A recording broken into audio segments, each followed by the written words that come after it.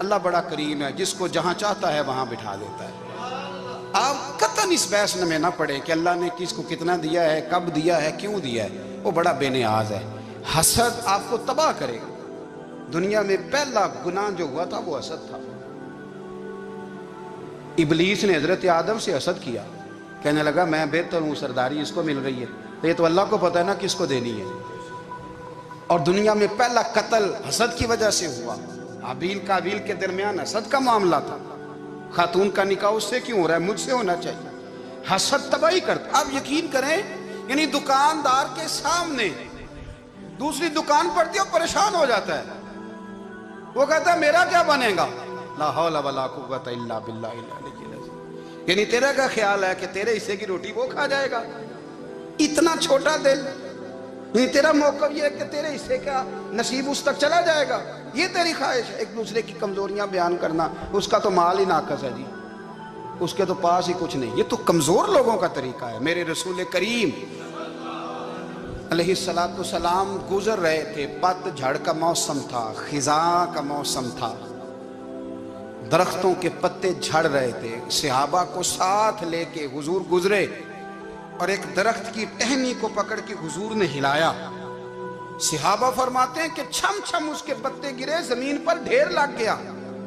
حضور نے فرمایا دیکھا تم نے کیا ہوا؟ حضور ہاں۔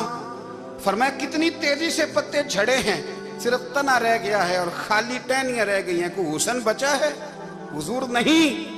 تو نبی کریم فرمانے لگے جو حسد کرتا ہے نا، اس کی نیکیاں بھی اسی طرح جھڑ جاتی ہیں، اسی طرح۔ اور ایک جگہ حضور فرمانے لگے جس طرح راکھ لکڑی کو آگ کھا جاتی ہے، جس طرح لکڑی کو آگ، جب آگ کھا جائے تو پھر لکڑی کو لکڑی نہیں کہا جاتا، راکھ کہا جاتا ہے، کوئلہ کہا جاتا ہے، اس کی اصل باقی یعنی اسے کھائی جاتی ہے۔ تو حضور علیہ السلام فرمانے لگے جس طرح آگ لکڑی کو کھا جاتی ہے، فرمایا اسی طرح حسد نیکیوں کو کھا جاتا ہے، نیکیاں رہتی نہیں۔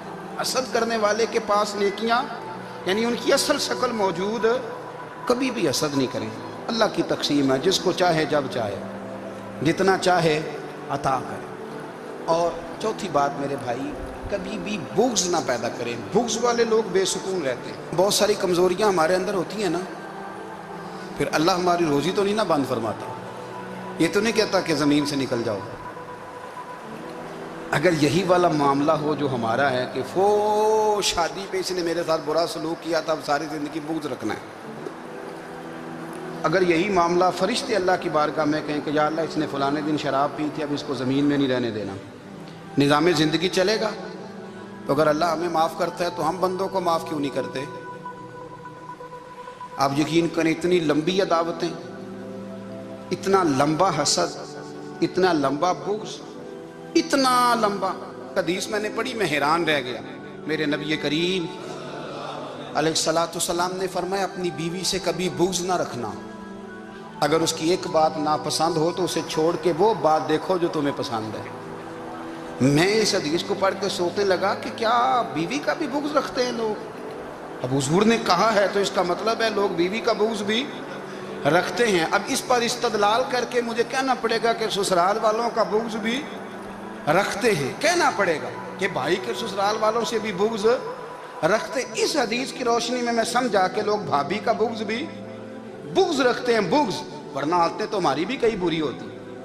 اگر عادات ایک وجہ بنے اختلاف کی تو عادتیں تو ہماری بھی کئی بری ہیں، لیکن ہم اپنی بری عادتوں سمیت اپنے آپ سے پیار کرتے ہیں، اور سامنے والے کی ایک بھی عادت بری ہو تو اس سے بغض رکھتے ہیں۔ بغض نہ پیدا کریں۔ میرے نبی پاک علیہ السلام نے فرمایا کچھ چیزیں تمہارے دین کو مونڈ ڈالیں گی، تباہ کر دیں گی، کاٹ دیں گی۔ حضور کون سی؟ فرمایا حسد، تکبر اور بغض، یہ تمہارے دین کو تباہ کر دیں۔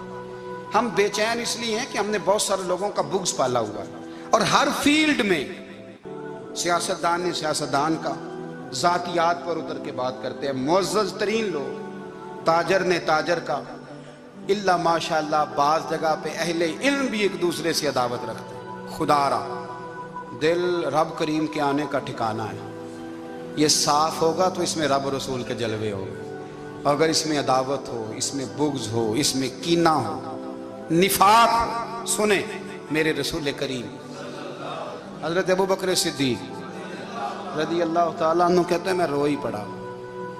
मक्का फ़तह हुआ ना, तो इकरमा बिन अबू जहल ने पैगाम भेजा कि मैं ना कलमा पढ़ने के लिए आ रहा हूँ। वह बात लंबी है, मैं मौजू पे रहना चाहता हूँ। कहते हैं जब वो आने लगा ना तो नबी पाक ने हम सबको बुलाया, हम हाजिर खिदमत हुए तो हुजूर फरमाने लगे कि उसके बाप ने ना बड़ा जुल्म किया है हमारे साथ, अबू जहल ने बड़ा सताया है, बड़ी तकलीफ़ दी है। आप मुझे बतलाएं कि वो एक दफ़ा किसी शादी पे बहस होती है बीवी के भाई के साथ, फिर सारी ज़िंदगी उस बेचारे को माफ़ी, वो 10 दफ़ा घर आता है माफ़ी मांगने पर सवाल ही नहीं पैदा होता, मैं ओ हो मुझे ही कह दिया, यानी फिर मैं मुझे ही कह दिया आपने और मेरी शान में बेअदबी और फिर मैं माफ़ कर दूँ। तौबा तौबा तौबा, ये कैसे हो सकता है, मेरी नाक नीची हो जाएगी और आपने मुझे कह दिया, सवाल ही नहीं पैदा होता। और ये रोना मैं अक्सर होता हूँ कि शादी वाले दिन दामाद साहब का ज़्यादा दिमाग ख़राब होता है। जब छोटी साली की शादी होती है ना, उस दिन इसको बुखार चढ़ता है, कोई इसको कान में कहता है तेरी इज्जत नहीं कर दे, उस दिन इसका दिमाग ख़राब हो जाता है, बच्चे उठा कर निकल आता है, वो बेचारा सुसर मिन्नतें कर रहा होता है कि तेरी मेहरबानी आ जा, ये इज़्ज़त करा रहा है। तो मैंने कहा एहतजाज करके जो इज़्ज़त कराई जाती है वो इज़्ज़त नहीं होती। हाँ, यहाँ मांग के इज़्ज़त लेते हैं लोग, यह एहतजाज की कोई इज़्ज़त है? आपके अंदर कमालात इतने हों कि आपकी इज़्ज़त करने को दिल चाहे, यानी मज़ा आए, यानी लुत्फ़ आए, यानी आप दूर बैठे हों तो किसी का दिल करे आपको स्टेज पे बुलाने के लिए। ये क्या बात हुई कि छाए जाना और भाग के आगे जाना, इनसे निकलें। इकरमा बिन अबू जहल कलमा पढ़ने के इरादे से आ रहे हैं, हुजूर अलैहिस्सलाम ने सहाबा को बुलाया, कितनी ज्यादा दावत रखी जा सकती थी माज़अल्लाह। कब से वो चला था जुल्म करने, और उसके बाद उसका बेटा शुरू हो गया। कितनी बातें थी जो ना काबिले माफी थी, पर करीम रसूल ने हमें बतलाया है कि सुकून वाली जिंदगी कहते किसको है। जब सब लोग जमा हो गए तो हुजूर ने फरमाया भाई वो कलमा पढ़ने आ रहा है, उसके बाप ने जुल्म बड़े किए हैं, पर मेरी नसीहत ही है कि उसके सामने उसके बाप को बुरा ना कहे, खबरदार कोई उसके सामने कोई बात ना करे। अब वो कलमा पढ़ने आ रहा है, मुती हो के आ रहा है, बांध के आ रहा है। कहते हैं अल्लाह के रसूल ने ना काफ़ी देर तक खुतबा दिया, ब्रीफिंग दी, बात समझाई। जनाब सिद्दीक़ अकबर कहते हैं मैं रो पड़ा। एक सहाबी मुझे कहने लगे तुम्हें क्या हुआ, तो मैंने कहा मैं मुस्तफ़ा की रहमत पे रो रहा हूँ। देखो किन के लिए हुजूर ग्राउंड बना रहे हैं, देखो किन के लिए हुजूर तैयारी कर रहे हैं, जिन्होंने सारी ज़िंदगी दुश्मनी की। खुदा रहा ये अंदर से अदावतें निकाल फेंको। ओ भाई इतना तो लंबा टाइम ही कोई नहीं, इतना तो वक़्त ही कोई नहीं, इसको साफ रखो। बंदा कोई कर भी गया तो कोई अर्ज नहीं। चंगी मंदी सजना कोलों 100 वारी हो जाती, यार यारां दा गिला नहीं करदी। असल प्रीत यार यारां दा जेड़ा गिला करदा जे यार नहीं जे हुंदा। हाँ पक्की बात, पक्की पीढ़ी। मेरा एक संगी मुझे आके आने लगा फलानी जगह बंदा ये बात कर रहा था। मैं क्या तू उथे ही से सुनदा से, तुम ही नाल ही से। मेरा तो सज्जन बात सुन ही नहीं सकता।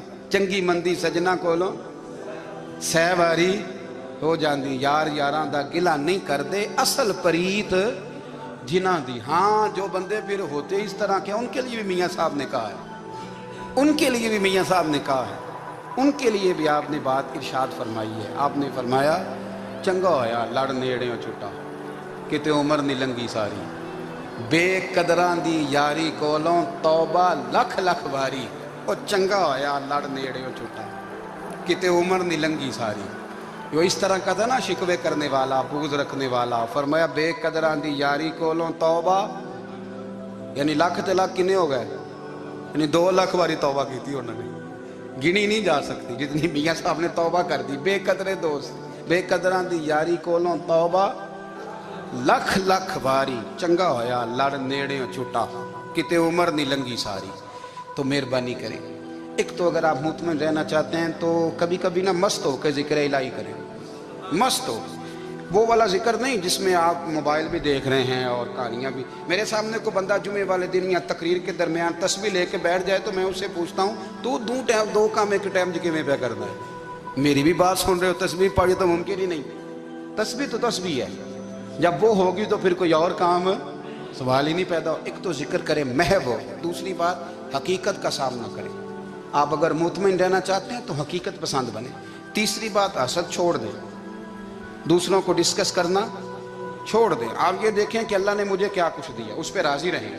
اور چوتھی بات عداوت چھوڑ دیں، سینے میں کینہ چھوڑ دیں، آپ کی زندگی مطمئن ہو جائے گی، آپ خوشحال رہیں گے۔ وہ جو آپ لفظ کہتے ہیں نا کہ میں بور ہوں